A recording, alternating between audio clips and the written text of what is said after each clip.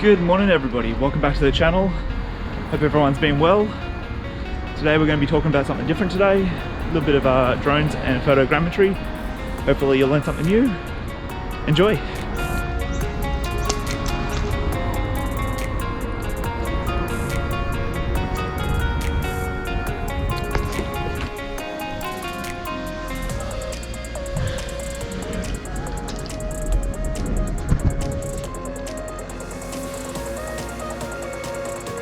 You said webinars were easy.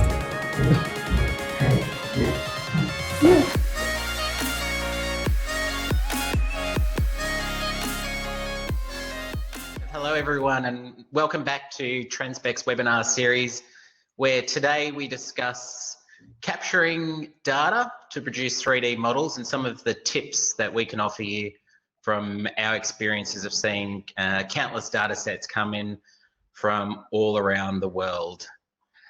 Today I am joined by Transpects Head of Product, Josh Sinclair, who's with us, as well as Danny, who is a Chief Remote Pilot with a Hoverscape. Transpects, a 3D modeling platform that's designed for asset managers to collaborate on asset data.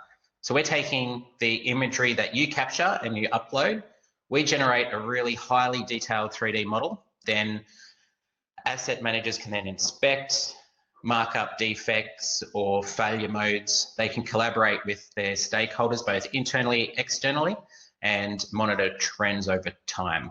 Now it's all cloud-based, so it can be accessed at any time from anywhere.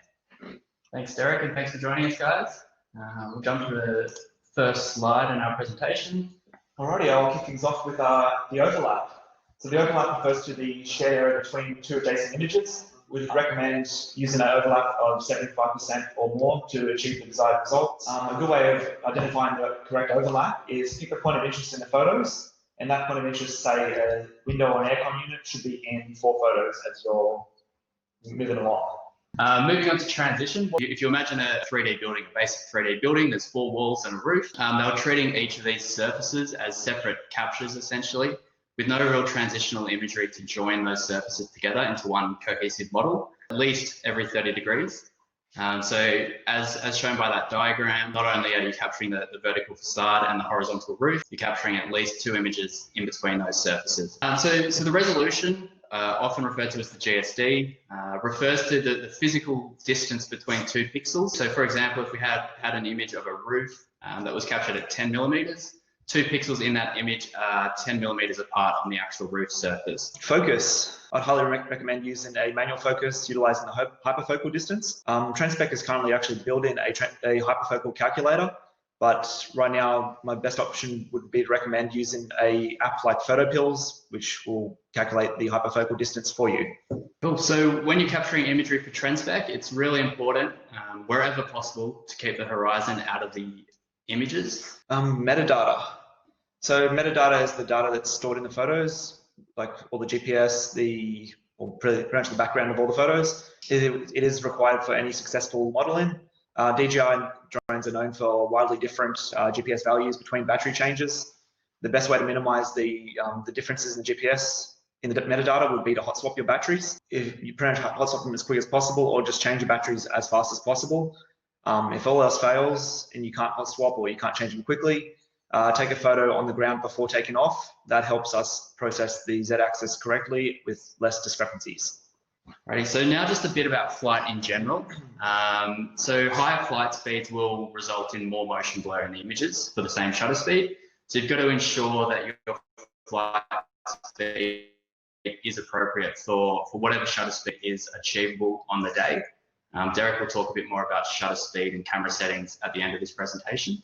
So you can see in the 2 screenshots, we've got the green check next to what is quite evidently a very consistent and methodical capture of a bridge, whereas the right-hand side is the same structure from a different operator, and yeah, the difference is quite apparent. And bringing Derek back into the frame to talk about camera settings. Yes, there's some key aspects to take into consideration during a capture. First is I'll start with white balance because that's quite clear.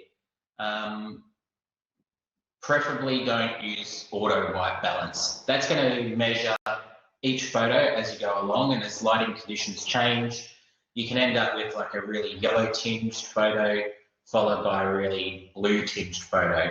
And then when you're starting to merge these photos together to create a 3D model, this is where you get all these color patches and it comes out really blotchy. So simply is just select a white balance that matches the condition. So each lens will come with an optimal point that it's the most sharp, and like on a DJI drone, it kind of sits around that f5.6.